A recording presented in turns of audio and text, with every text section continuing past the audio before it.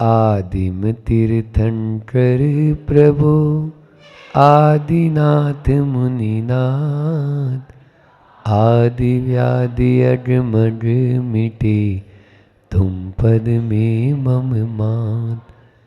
चरण शरण है आपके तारण तरण जिहाज, भवदधि तट तक ले चलो करुणा कर जिनराज।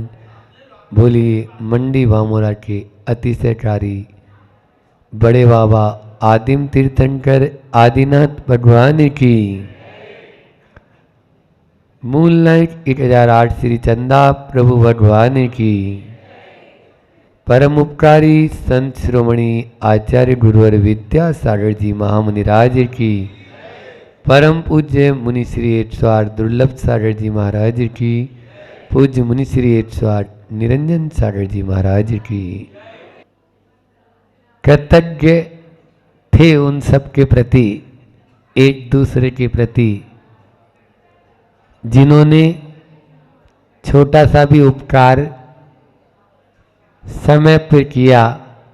उन सबको याद करके यहाँ पर अपन ने बहुत अच्छा, और साथ में ही सबसे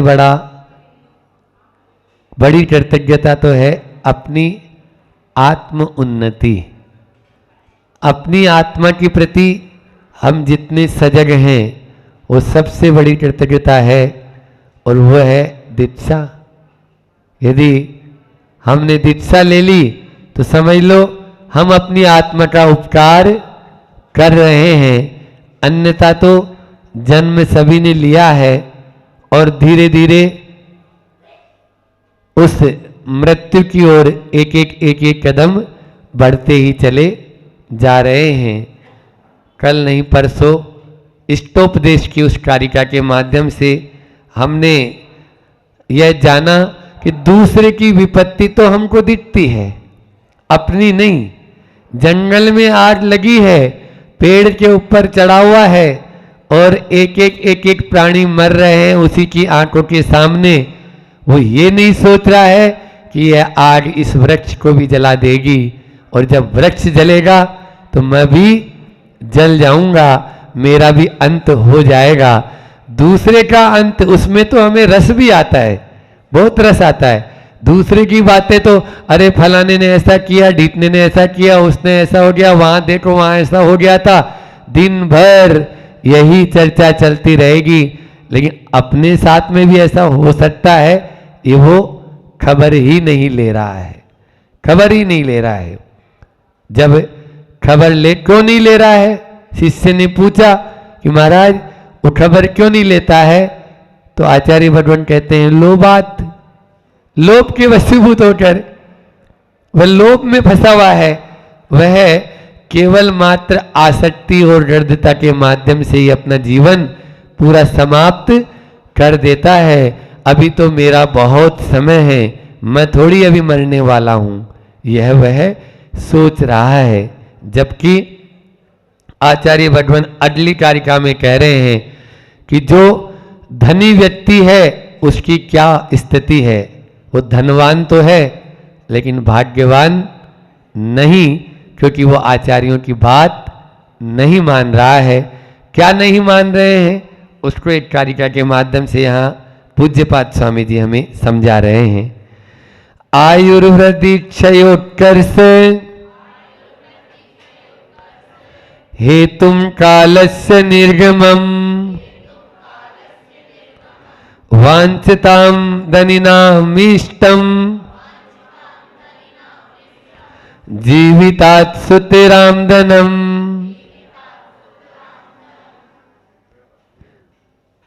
कालस्य निर्गमम, हेतु कालस्य निर्गमम, वांछताम धनिनाम इष्टम।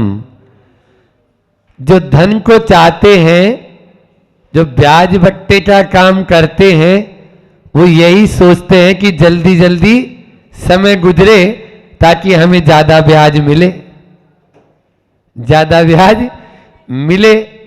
यहां पर अच्छी देखो, यानी शुरू में दो शब्द दिए जिनका हिंदी अर्थ अच्छे अच्छे विद्वान भी सही नहीं कर पाते हैं, पुस्तकों में भी उतना ठीक से नहीं दिया है, लेकिन गुरुजी के मुझ से सुना तो वो अर्थ यहाँ पर बहुत सटीक है और वैसे ही करना है अपन को। आयुर्वर्दी क्षयोत्कर्ष से, आयु को लगाओ क्षय के साथ में और वृद्धि को लगाओ उत्कर्ष के साथ में, तो अपना आप ये अर्थ इसका बहुत अच्छा और सही बैठ रहा है कि आयु का तो क्षय हो रहा है, पल पल आयु हमारी घटती चली जा रही है। जैसे अंजलि में पानी, अंजलि में पानी होता है, वो एक एक बूंद कम होता चला जा रहा है। ऐसे ही हमारी आयु भी क्षय को प्राप्त हो रही है और वृद्धि उत्कर्ष चाहता क्या है? वृद्धि। जो धनी व्यक्ति होते हैं, धनवान व्यक्ति होते हैं, वो उसको वृद्धि का उत्कर्ष चाहते हैं, अपने वैभव, अपने धन का, अपने सबका इसमें बढ़ोतरी चाहते हैं, इसको बढ़ाना चाहते हैं। हर व्यक्ति अपनी जो पहले का ग्राफ है, पिछले साल उसने 5 लाख कमाए तो इस साल टारगेट करता है अब 10 लाख कमाएंगे, है ना। कंपनियां भी अपना टारगेट देती है कि हाँ आपको इतना माल बेचना ही है, पिछले साल आपने इतना कमाया था, हम एक गाड़ी आपको फ्री दे रहे हैं, अब के आप और कमाओ तो हम आपको ये दे देंगे, बंडला दे देंगे।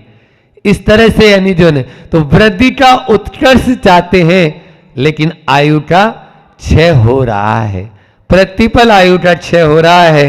यह फिर भी धनिनाम इष्टम जीवितात सुतराम, जीवित होने की जो जीवितात है वह सुतराम, अच्छी तरह से जीवन में ही वह जीवन को, जीवन से अधिक धनिनाम इष्टम, धन को ही महत्व देता है। बहुवचन है, धनिनाम इष्टम, धन को ज्यादा महत्व देता है। किससे ज्यादा महत्व देता है?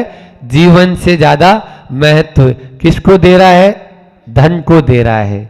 वो जीवन को इतना, आप देखो ना, दिन भर दुकान के ऊपर उसको बैठा बैठा चला जाएगा, भोजन का भी ख्याल, बस ग्राहक भर आते रहे, ग्राहक भर आते रहे। आदमी मतलब हर तरह से सबसे ज्यादा इष्ट क्या है उसको? बस ये आता रहे, है ना।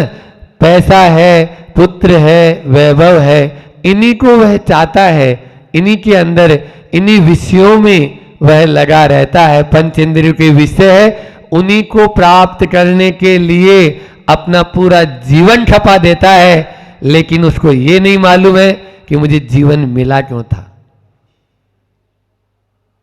तुलसीदास जी थे, विवाह हुआ रत्नावली से, पत्नी का नाम क्या था? वाक्य में ही रत्नावली थी। जेठ के महीने में विवाह हुआ और पहला सावन आया तो अब सावन पे तो राखी पे तो घर जाएगी जाएगी, और बरसात का मौसम, अब बस पत्नी के बिना एक पल भी नहीं रह पाऊंगा। अब वो मायके चली गई, यहां पर पत्नी की याद सता रही है, पत्नी की याद सता रही है, तो मूसलाधार बरसात हो रही है, उसमें भी रवाना हो गया। वो यमुना के पार रहती थी, ये इस पार रहता था। तुलसीदास जी इस पार रहते थे और वो उस पार है। नदी में उफान आया हुआ है और तेज उफान में भी वो देता नहीं, जाना तो है मुझे और अभी जाना है, ये भी नहीं कि पूर थोड़ा कम हो जाए। तो देखा एक कोई लकड़ी जैसा, पेड़ जैसा कोई बह के आ रहा है, चलो इसी के पार उस पार हो जाएंगे। अपने जीवन को जोखिम में डाल के उस लकड़ी के उस गट्टे को, उस पेड़ को पकड़ता है, एकदम से बिजली चमकती है, अरे ये तो मुर्दा है, कोई बात नहीं, चलो इस पार तो हो ही गए, इस पार तो हो ही गए, पत्नी से तो मिलना है। अब जाता है, अब रात में जाके ससुराल वालों को अभी नई नई शादी हुई है, दरवाजा खुलवाऊंगा तो क्या बोलेंगे। देखता है ऊपर लाइट तो जली है, अच्छा उसको भी मालूम है मैं आऊंगा, उसको भी मालूम चल चुका है मैं रात में आऊंगा। अब देखा लेकिन चढ़ूं कैसे, चढ़ने के लिए भी कोई सतुना नहीं है। देखा पेड़ के ऊपर एक रस्सी जैसा कुछ लटका हुआ है और पेड़ का तना खिड़की के पास में। हाँ, पत्नी ने अपनी साड़ी नीचे लटका के पहले ही छोड़ दी कि इसके सहारे वो ऊपर चढ़ जाएंगे, है ना। कितना ध्यान रखती है मेरी पत्नी। तो इस प्रकार से वो उसको चढ़ा, फिर से देखा अंधेरे में जरा सी बिजली में, अरे ये तो सांप था, कोई साड़ी वाड़ी नहीं थी। तो सांप के सहारे वो ऊपर चढ़ गया। जब अंदर जाके उसको आप बीती सुनाई रत्नावली को, वो तो रत्नों की आवली थी। हाँ, भले ही रत्न तरहधारी नहीं थी, लेकिन रत्नों की आवली जरूर थी। ऐसी वह रत्नावली को जैसे ही सुनाया तो वो तो ऐसी सकपका गई और कहती है, अस्ति चाम मम देह सम, की ऐसी तूने प्रीत। अगर की होती रघुनाथ से तो काय होते भयभीत भवभीत, है न। तुमने मेरी इस अस्थि और चमड़ी से लिपटी हुई इस काया से इतनी प्रीत की, जो तुमने अपनी जान को भी जोखिम में 2-2 3-3 बार डाल के तुम आ गए। यदि इतनी प्रीत भगवान राम से करते तो तुम्हें संसार में तरने से कोई रोक नहीं सकता था। अभी तो तुम जमुना पार करके भी उस मुर्दे के सहारे आए हो। समझ में आया? उसके अंदर का राम जो सोया हुआ था, पत्नी के कहने पर जागा, हृदय परिवर्तन हुआ और वही तुलसीदास गोस्वामी तुलसीदास हो गए। गोस्वामी तुलसीदास कहलाने लगे, क्योंकि फिर उन्होंने कभी मुड़कर इस पंचेंद्रियों के विषयों के पीछे अपना जीवन नहीं कपाया।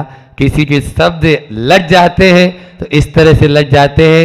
इस प्रकार से हम भी अपने जीवन को कई बार जोखिम में, कई बार नहीं महाराज, रोज ही जोखिम में डाल रखे हैं। हाँ बिल्कुल, और उस फिर भी अपने आप को हम संभल नहीं पा रहे हैं। बंधुओं, चीजों को बढ़ाने के पीछे तो हमने अपना जीवन खपा दिया, लेकिन ऐसा नहीं हो कि जीवन, देखो वो गुब्बारा क्या बोल रहा है, क्या बोल रहा है वो गुब्बारा, बस। अब लेकिन वो छोटा बच्चा रोता है तो उसको तो समझा देते, बेटा गुब्बारा ही तो है और दिला देंगे, फूटने को ही होता है गुब्बारा तो, लेकिन ये गुब्बारा फूटता है फिर क्यों रोते हो? बोलो, जैसे ही ये गुब्बारा फूट जाता है फिर तो हाय हाय हाय हाय करने शुरू हो जाते हैं। ऐसे ही जीवन का अपना भी कब फूट जाए कोई पता नहीं। जो इस गुब्बारे को फूटने का ध्यान हमेशा रखेगा वो इस जीवन से तर जाएगा, और नहीं तो उसका भी गुब्बारा तो फूटना ही है, फूटने को ही है वो तो कहने का मतलब ये है, जीवतात सुतराम इच्छन्ति धनिनाम इष्टम, है ना। अच्छी तरह से जो धनी लोग भी है वे भी जीने की वांछा रखते हैं, जीने धन से ज्यादा, धन को चाहते हैं जीवन से ज्यादा। हाँ, तो इसलिए आयुर्वेद शब्द है ना, आयुर्वेद, उसका मतलब ही है, देखो आयु आया ना यहाँ पे, तो आयु घट रही है प्रतिपल, तो आयु का ज्ञान कराने के लिए मंडी बामुरा वालों ने एक आयुर्वेद केंद्र की स्थापना कर ली। तो वो नाड़ी से देख के आपके बारे में बता देगा, लेकिन वास्तव में इस धर्मार्थ शब्द देखो, धर्मार्थ आयुर्वेदिक औषधालय, तीनों शब्द आपके ऐसे हैं जो धर्म की बात करेगा, वो है धर्मार्थ, ठीक है ना। जो आपकी आयु का ज्ञान कराएगा वो है आयुर्वेद, और जो रोग को दबाएगा नहीं शोधन करेगा वो है औषधालय। समझ में आ रहा है? तो ऐसे ही यहां पर हमें जो आयु का वास्तव में ज्ञान कराए वो आयुर्वेद है। अपनी अपनी आयु का ज्ञान हमें कराना चाहिए, लेकिन हम क्या है, इतने ज्यादा पागल हैं कि जीने के लिए नहीं खाते, खाने के लिए जीते हैं। जो जीने के लिए खाए वो साधु, और जो खाने के लिए जिए वो स्वादु। ज्यादा अंतर नहीं है। ज्यादा अंतर नहीं है साधु और स्वादु में। अब आप देख लो, देखो आप लोग जी रहे हैं, जीते हैं क्या? जो जी वहां पे आया सरवार सिद्धि में, जो जीता था, जीता है, जिएगा, वो है जीव, जीवन। जीवन इस 10 प्राण द्रव्य संजय में आता है ना, चदु काले, तिक काले चदु पाणे, है ना? तीनों कालों में 4 प्राणों के साथ में कम से कम 4 प्राण होते हैं एक इंद्रिय के, समझ में आ रही? और आप तो क्या है, एक इंद्रिय है, तो पंचेंद्रिय 10 प्राण पूरे हैं, लेकिन आप लोग अपनी अपनी आत्महत्या कर रहे हैं। बाहर के कानून में भले ही आपको कोई सजा नहीं देगा, लेकिन आप लोग अपने अपने प्राणों का घात कर रहे हैं। 5 इंद्रियां होती है, 3 बल होते हैं, और आयु और श्वासोश्वास। बोलो 10 प्राणों में से कितने प्राणों का घात कर रहे हो आप लोग? यदि आपका मन नकारात्मक सोच में है तो मनोबल गिर रहा है, निश्चित रूप से मन प्राण का घात कर रहे हैं। आप जिसके खाने से बीमार हो रहे हैं, ठीक है ना, तो अब रसना इंद्रिय घात कर रहे हो आप लोग। श्वासोश्वास, श्वास लेना ही नहीं जानते हो, श्वास छोड़ना ही नहीं जानते हो। जितनी लंबी श्वास उतनी लंबी आयु। आयु की भी बात चल रही है और जीवन की भी बात चल रही है। जितनी लंबी श्वास उतनी लंबी आयु, और जितनी गहरी श्वास उतनी गहरी नींद। लिख लो, ये समझ में आ रहा है? ये हम हमेशा योगा जब करवाते थे तब उस समय ये बोलते थे। इस प्रकार से अपन को यह जरूरी है, जरूरी है। तो हम श्वास लेने, आचार्य श्री कहते हैं आंखों का भी ज्यादा इस्तेमाल कर रहे हो, चक्षु प्राणों का घात कर रहे हो, आत्महत्या का दोष लग रहा है। आप ज्यादा पढ़ रहे हो, आत्महत्या है ये। आप विश्राम दो आंखों को, क्योंकि आंखें आपकी मोक्ष मार्ग में अंतिम समय तक साथ देने वाली है। जैसे ही आंखें आपकी टांग टूट जाए कोई बात नहीं, प्लास्टर बंधा काम चला लेंगे। आंख से दिखना बंद हुआ, सल्लेटना, हाँ, और कुछ नहीं हमारे पास में, सीधा सीधा है सल्लेटना लेना है अब, क्योंकि आंखें आपकी काम नहीं कर रही है। इसलिए हर इंद्रिय का, आप एक इंद्रिय नहीं, और आप यदि मान ली बेमौसम खा रहे हैं तो बेमौसम मर रहे हो। बेमौसम का कोई चीज ले रहे हो, अब अभी मान लीजिए सर्दी चल रही है और आम खा रहे हो, तो क्या होगा? अभी आम आने का सीजन है क्या? बोले महाराज वो तो 12 महीने आता है, आपको क्या मालूम? तो ये तरबूज खा रहे हैं, तरबूज देखा हमने अभी आपके यहां बामोरा में ही देखा था तरबूज, तो हम तो आश्चर्यचकित हो गए कि गांव के अंदर भी ये चीजें कहां से आ गई। 12 महीने में वो चीज जो चीज नहीं खानी चाहिए वो नहीं खानी चाहिए, और जो खाना चाहिए वो आपके स्वास्थ्य के लिए जरूरी है। आप लोगों के मोबाइल पे भेज देगा आज व्हाट्सएप पे, तो वो 12 महीने चार्ट है, वो चार्ट उधर ही रह गया, वो चार्ट है, उस चार्ट की फोटो उसको अपने घर में टाट लो। हाँ, वो आता है ना, सावन नींबू, भादो मई, क्वार करेला, कार्तिक दही, और बुंदेलखंड में कहते हैं मरे नहीं तो परे सही। हाँ, आपके देखिए कहावत है ये, यही सुनिए इधर में।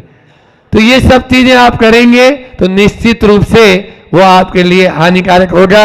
इसलिए धनिनाम इष्टम सुतराम, जो हमें धन से ज्यादा जीवन को महत्व देना है, हमें अपनी इन 5-10 प्राणों को बचाना है, तभी ही हमारा जीवन बच पाएगा, नहीं तो आयु भी नहीं बच पाएगी। और आयु का एक पल भी कोई बढ़ाने में सक्षम नहीं, घटाने में तो आप लोग लगे ही हो, ठीक है ना? वो तो अकाल मरण आपका प्रतिफल चल ही रहा है। आचार्य श्री का पद्यानुवाद पढ़कर मैं अपनी वाणी को विराम देता हूं।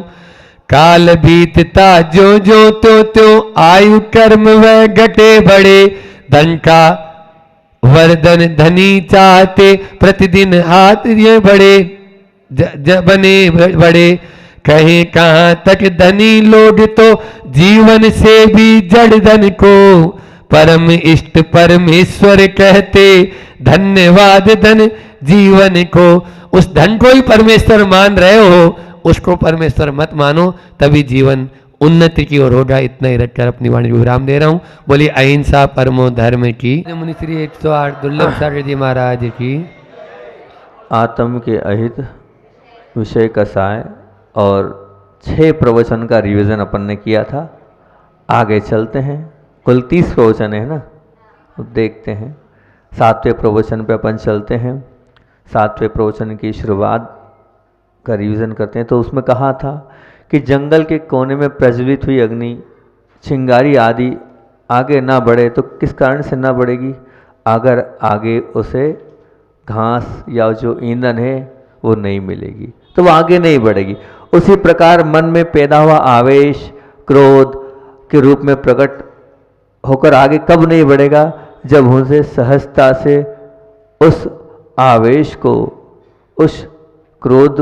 उस आवेश को क्रोध तक नहीं पहुंचने देंगे और उसका बल वहीं तोड़ देंगे। उसको वो ईंधन मिलने ही नहीं देंगे जिससे कि वो आगे बढ़े।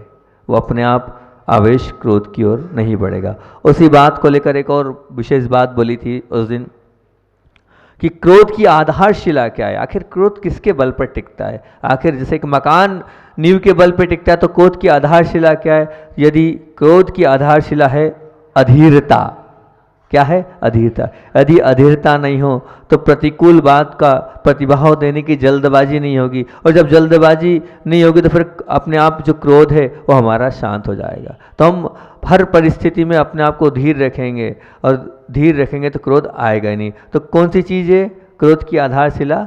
अधीरता। अधीरता अगर हमारे अंदर है तो निश्चित मानना क्रोध हमारे अंदर उत्पन्न होता ही चले जाएगा। उसमें एक बहुत अच्छी बात बोली थी कि बेसुरा गाने वाले एवं रूखा बोलने वाले की सभा को विफल करने के लिए कोई किसी दुश्मन की आवश्यकता नहीं है। वो तो ऐसे ही उसकी सभा विफल हो जाएगी। जो बेसुरा गाने वाला है और जो रूखा बोलने वाला है, उसकी सभा के लिए किसी की आवश्यकता नहीं, किसी दुश्मन की। यूं ही अपने आप उसकी सभा विफल हो जाएगी। फिर कहा था कुछ खराब हो जाए तो थोड़े समय के लिए रुक जाओ, बोलने की जल्दबाजी मत करो। हो गया खराब, आपके साथ विकल्प हो गया किसी की वजह से, लेकिन जल्दबाजी मत करो, थोड़ा रुको, थोड़ा सा सोचो, थोड़ा सा समझो, फिर उस पर कुछ ना कुछ आप विचार करो। जल्दबाजी करने में आप गलती कर दोगे, और गलती करने में उस गलती का नतीजा कहाँ तक, उस गलती का नतीजा क्या बताया था? तो उस गलती का नतीजा यह था कि शरीर की अस्वस्थता, मन की क्या होगी? मन की प्रसन्नता, और शरीर की स्वस्थता, मन की प्रसन्नता, आत्मा की सात्विकता, इन सभी को रफा दफा करने वाली वो जल्दबाजी होगी, और जल्दबाजी के बाद आपका क्रोध जन्म लेगा। तो हम जल्दबाजी ना करें अगर स्वस्थ रहना चाहते हैं, प्रसन्न रहना चाहते हैं, और अपनी आत्मा की सात्विकता को अगर बरकरार रहना चाहते हैं। फिर उस दिन ये कहा था मैं कुछ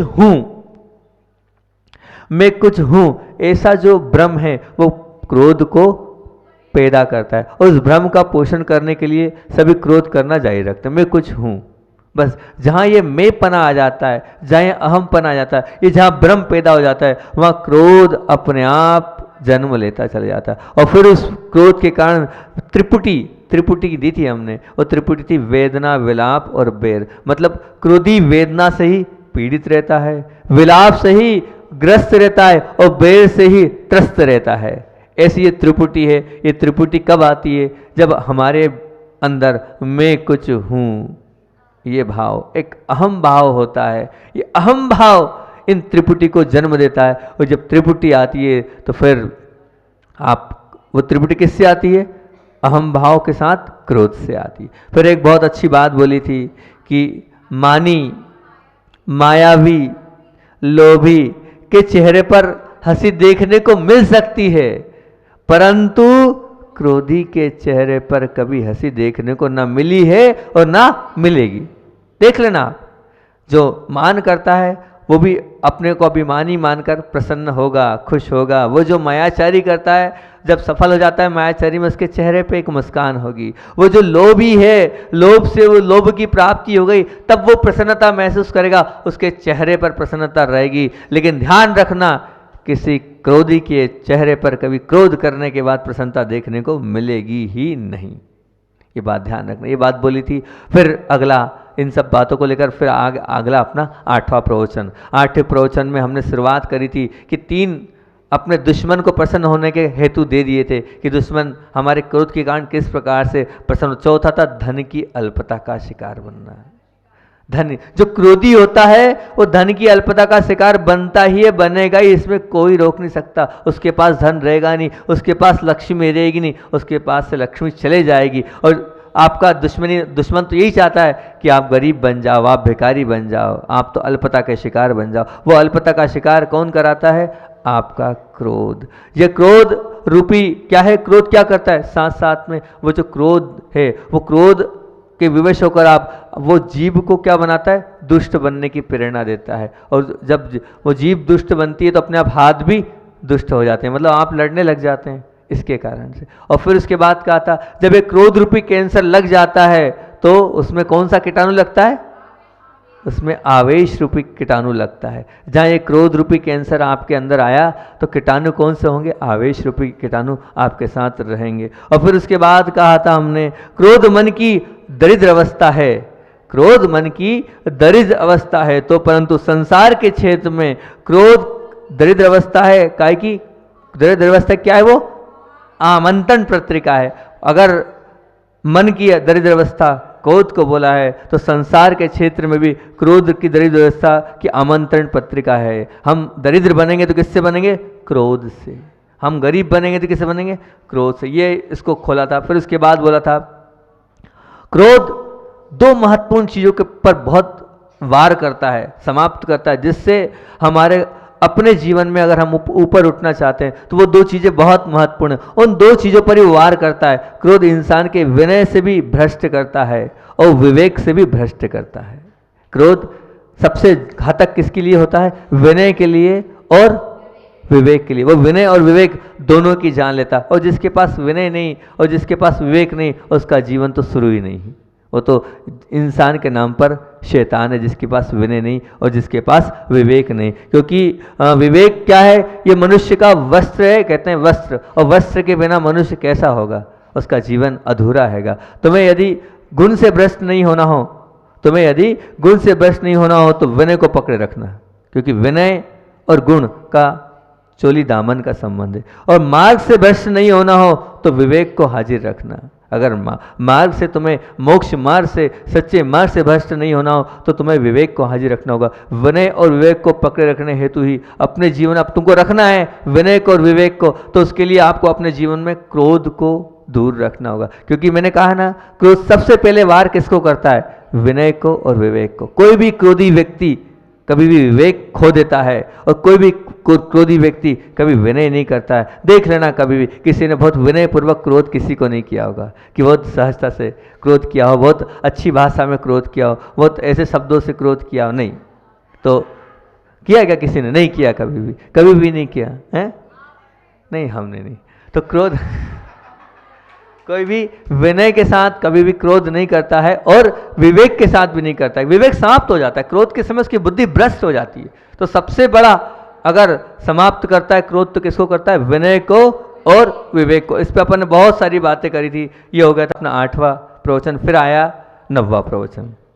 9वें प्रवचन की शुरुआत में बहुत अच्छी बात करते हुए ये वाली बात बोली थी, विरोध क्रोध का नहीं है। विरोध मतलब महाराज जी अभी तक तो आप बोल रहे थे क्रोध का विरोध है, नहीं, आज चेंज करके यहां बोला था विरोध क्रोध का नहीं है यदि वो दोषों के प्रति हो तो। स्वयं के दोषों के प्रति हो तो, ध्यान रखना, दूसरों के लिए नहीं। स्वयं के दोषों के प्रति अगर आप क्रोध कर रहे हो तो उसका कोई विरोध नहीं। खूब क्रोध करो, लेकिन अपने दोषों पर खूब जितना करना हो करो, कि मैं गलत हूं, मुझे ये नहीं करना चाहिए, उसकी खूब सजा दो आप अपने आप के लिए। तो विरोध क्रोध का नहीं यदि वो स्वयं के दोषों के प्रति हो, और विरोध आवेश का नहीं यदि वो अपनी कमियों के प्रति हो। विरोध आवेश का नहीं, आवेश खूब हो आपके अंदर, वो आवेश हो पर किसके लिए? अपनी स्वयं की कमियों के प्रति। अगर आप अपनी कमियों के प्रति आवेश अपने आप पे कर रहे हो, खूब करो, उससे आपका भलाई होना है, उससे आपका जीवन ऊंचा ही उठना है, उससे आपका जीवन में कल्याण ही होना है। कब? जब अपने दोषों के प्रति क्रोध करोगे और अपनी कमियों के प्रति आवेशित होगे। और जो व्यक्ति अपने दोष के प्रति आवेशित होता है और अपने दोषों के प्रति क्रोध में मय रहता है, वो बहुत ऊंचा उठता है, उसका जीवन बहुत ऊंचा उठता चले जाता है। फिर कहा था हमने, क्रोध सज्जनों से तो दूर कराता ही है, साथ साथ में, अरे सज्जन तो अपने आप भाग ही जाएंगे, वो तो पास में आना ही नहीं, लेकिन स्वजन, माता पिता, भाई बंधु, पति पत्नी, सब दूर होते चले जाएंगे। क्रोध एक ऐसी वस्तु है जो सज्जनों से तो दूर करती है, परंतु साथ साथ में स्वजनों से भी दूर करती है। क्रोध मन को तो बिगाड़ता ही है, साथ साथ में शरीर को भी बिगाड़ देता। शरीर के लिए एक अच्छा प्रवचन किया था, वो अभी आएगा आगे। तो क्रोध मन को तो बिगाड़ता ही है, साथ साथ में शरीर को भी बिगाड़ता है, और क्रोध परलोक को तो बिगाड़ता है, साथ ही साथ इस लोक को भी बिगाड़ता है। परलोक में तो आपको जो मिलेगा सो मिलेगा, वो तो खाते में लिखा गया, लेकिन इस लोक में भी वो क्रोध आपको समाप्त कर रहा है। मतलब ये सब कुछ स्पष्ट है, इसको किसी की सबूत देने की आवश्यकता नहीं है। हाथ कंगन को आरसी जैसी ये स्पष्ट वास्तविकता है, इसे तो एक नास्तिक भी स्वीकार कर लेगा। फिर उसके बाद कहा था, फत्ते हृदय के बिना कठोर वाणी संभवित ही नहीं है। फत्तर हृदय होगा आपका, तभी आपके मुख से वो कठोरता निकलेगी। अगर आपका हृदय बहुत नरम होगा तो आपके चाह कर भी आप कठोरता ला ही नहीं पाओगे, कितने ही प्रयास कर लेना। जैसे सूखी घास के बिना आग नहीं फैलती, लगा लेना हरी घास में आग, वो आग नहीं लगेगी, सूखी घास में ही आग लगती है। वैसे सूखे हृदय के बिना क्रोध की अग्नि जलती ही नहीं है। मतलब ध्यान रखना, आप क्रोधी हैं तो ये मान के चलना आपका हृदय कैसा है, सूखा है, रूखा है, और सूखे और रूखे हृदय वाले का जीवन तो ये मान के चलना नीचे ही गिर जाता है। ये हो गए थे अपने 9 प्रवचन। उसके बाद 10वां प्रवचन अपन ने स्टार्ट किया था और उसमें प्रारंभ किया था, जो क्रोध करता है वही अपराधी है, क्रोध का निमित्त देने वाला नहीं। ये बहुत गलत बात है। मतलब जो क्रोध करता है वही अपराधी है, नहीं, वही अपराधी ऐसा नहीं, क्रोध का निमित्त देने वाला नहीं। आप कहो कि मैंने क्रोध किया उसके कारण क्रोध किया, नहीं, ये कोई बात नहीं है। निमित्त तो मिलेंगे, तो इसका तात्पर्य ये तो हुआ नहीं कि आपका जीवन उसके हाथ में है, उसने आपको क्रोध दिलाया और आप क्रोधी हो गए, वो तो निमित्त मिल रहा है। मतलब आपका अपना खुद का अस्तित्व कुछ नहीं है, आपके अपना मन आपके हाथ में नहीं है, आपका अपना जीवन अपने हाथ में नहीं है, दूसरा आपका जीवन चला रहा है, उसका रिमोट उसके पास है, वो आपको क्रोध दिलाएगा तो आप क्रोध करोगे। तो ये बात तो गलत है। सामने वाले को आपको दोष नहीं देना है, जो क्रोध करता है वही अपराधी है, ना कि जो क्रोध दिलाने वाला है वह अपराधी। ये अपनी भूल को सुधारना, इस पर अपन ने बहुत सारी बात करी थी। फिर मैंने एक बात और आगे इसी में कहा था कि अच्छे व्यक्ति एवं सच्चे व्यक्ति, अच्छे व्यक्ति एवं सच्चे व्यक्ति दोनों को ईर्ष्या और द्वेष सहन करना ही पड़ेगा, करना ही पड़ेगा। ये नियम रख लेना, अगर आप अच्छे हो और आप सच्चे हो तो दुनिया में आपको ईर्ष्या भी झेलनी पड़ेगी और द्वेष भी झेलना पड़ेगा, क्योंकि कोई भी अच्छे और सच्चे को चाहता नहीं है। अच्छे और सच्चे के सब टांग खींचते हैं और टांग खींचने वाले मिलेंगे, लेकिन क्या उनके कारण आप अपना अच्छापन समाप्त कर दोगे? क्या उनके कारण आप अपना सच्चापन समाप्त कर दोगे? नहीं, मैं अडिग हूं, किसी के कहने से मैं अपना अच्छापन नहीं छोड़ूंगा और किसी के कहने से मैं अपना सच्चापन नहीं छोड़ूंगा। नहीं, मेरा धर्म तो मैं नहीं छोड़ूंगा किसी के कहने पर। तो अच्छापन और सच्चापन आपके अंदर है तो आपके साथ द्वेष भी होगी और आपकी ईर्ष्या भी होगी, उसे आपको सीखना ही पड़ेगा, सुनना ही पड़ेगा। एक बहुत अच्छा उदाहरण भी इसके लिए दिया था, जैसे वो जो तराजू है, तराजू में जब वजन होता है तो तराजू कहाँ जाता है, वजन वाला, और जो हल्का होता है वो कहाँ जाता है। तो अगर आपके अंदर गुणों का वजन है तो आपको नीचे ही आना है, और जो जिनके पास नहीं है तो उसका उदाहरण ये, जिस प्रकार गुणवान होने से तुम्हारा पलना नीचे की ओर और दुर्जन और आवारा और बदमाश उसका ऊपर की ओर ही जाएगा। तो ऊपर रहकर आप वो ऐसा लगेगा, ऊपर रहकर आपको वो नीचे गिराता जाएगा, लेकिन ध्यान रखना वो इसलिए नीचे गिरा रहा है क्योंकि आपके अंदर गुण हैं, आपके अंदर अच्छाइयाँ हैं। फिर उसी बात को और कहा था, अज्ञानी क्या करता है, अज्ञानी क्या करता है वह महत्व की बात नहीं है और ना हमें उसमें महत्व देना है, परंतु ये देखना है कि ज्ञानी उसका क्या उत्तर देता है, ज्ञानी उसकी क्या उसकी प्रतिक्रिया करता है, हमें उससे मतलब है। अज्ञानियों से हमें कोई लेना देना नहीं है कि अज्ञानी हमारे लिए क्या दे रहा है, नहीं, लेकिन उसी चीज़ में हमें अच्छे लोगों को देखना है, अचाइशी को देखना है, साधुओं को देखना, और जो उत्कृष्ट पुरुष है उनको देखना, भगवान को देखना, उन सब ने क्या जवाब दिया था। तो उनने तो समता, सरलता, सहजता के अलावा कुछ नहीं दिया था। इस बात को अपन ने उस दिन रखा था। और एक और इसी में अंत में ये रखी थी बात बहुत बढ़िया कि एक होती है प्रतिक्रिया और एक होती क्रांति। प्रतिक्रिया क्या है? गाली का जवाब गाली से देना, हिंसा का जवाब हिंसा से देना, ईंट का जवाब पत्थर से देना, ये है क्या? प्रतिक्रिया। और क्रांति क्या है? कि गाली का जवाब मुस्कुराहट से देना, हिंसा का जवाब मात्सल्य से देना, ईंट के सामने फूल बिछाना, इसका नाम है क्रांति। तो मैं तो कहता हूं पशु जीवन, ये बात थी उस दिन कि पशु जीवन को प्रतिक्रिया शोभा देती है। वो पशु होता है कि आपने मारा वो सिंह दिखाएगा, लेकिन मानव जीवन में तो केवल क्रांति शोभा देती। आपके जीवन में, सबके जीवन में क्रांति आए। जो गुस्से का जवाब गुस्से से दे रहा है, मान के चलना उसका जीवन क्या है? पशुमय है। उसका जीवन कैसा है? पशुमय। प्रतिक्रिया नहीं करना है हमें तो क्या करना है? क्रांति करना है। क्रांति मतलब सामने वाले के गुस्से को मुस्कुराहट के साथ सहन करना है, सामने वाले की प्रतिक्रिया को हमें उस रूप में ना जवाब देकर बहुत अच्छे से जवाब देना है, ठीक है ना। उसके बाद आगे हमने और बात करी थी, ये हो गया हमारा 10 प्रवचन हो गए। 11वां प्रवचन प्रारंभ हुआ था। ये बात क्रोध से मुक्त होने के लिए अत्यंत, हाँ, अब आपसे ये वाली बात बोली थी हमने, क्या बोली थी कि क्रोध से मुक्त होने के लिए अत्यंत सहायक सिद्ध होगी वाली बात। कौन सी? पत्थर, गाली, क्रोध उसी पर होता विशेष जिसमें कुछ विशेष होता है। जब भी कुछ मिलेगा, और उसका उदाहरण बहुत अच्छा दिया था। क्या दिया था? उसी पेड़ पर पत्थर मारे जाते हैं जिसमें कुछ फल होते हैं। अगर कोई आपसे कुछ बोल रहा है तो ये मान के चलना आप गुण की खान हैं और बहुत अच्छे मीठे मीठे फल आप पे लगे हैं। बड़ी सरलता सहजता से उन पत्थरों को आप सहन करते जाना। तुम्हारी सोच ये नहीं होना चाहिए कि सामने वाला व्यक्ति क्या कर रहा है, बल्कि ये सोच होना चाहिए कि मुझे क्या करना है। वो पत्थर मार रहा है, मारने दो, मुझे कोई दिक्कत नहीं है। अब मुझे पत्थर का जवाब पत्थर से नहीं देना है, मुझे तो उसका जवाब हमारे पास जो मीठे मीठे फल है उससे देना है। फिर उसके बाद और बोला था, निशाना चूक जाए यह निष्फलता मानी जाती है। निशाना चूक जाए यह निष्फलता मानी जाती है, परंतु लक्ष्य के बिना निशाना लगाना, ये निम्न स्तर का निशाना लगाना, ये तो आत्मा की निर्बलता मानी जाती है। इसको खोला था बहुत अच्छे से कि आप निशाना तो मार रहे हो, और वो किस पे मार रहे हो आप? जब कुछ भी नहीं है उस पे आप कर रहे हो, ना देखा है आपने कि सामने वाले अंदर क्या है, बस सिर्फ सुन लिया कि वो ऐसा करता है, बस आपने प्रारंभ कर दिया। तो ये तो बहुत गलत है। अगर आगम में तो ये साक्षात देख लो तो अपने को सामने वाले की निंदा नहीं करना है, और लेकिन आप तो सुनी सुनाई पर निंदा कर रहे हो, तो ये तो निशाना बहुत गलत मार रहे हो। ऐसा निशाना मारना मतलब आत्मा की निर्बलता के लिए कहा था। फिर उसके बाद बोला था, पराजय के कारण गिनाने वाले सेनापति को उस पद पर रहने का कोई अधिकार नहीं होता है। अब आगे कल देखेंगे अपन, ठीक है। बोधि समाधि परिणाम सुन।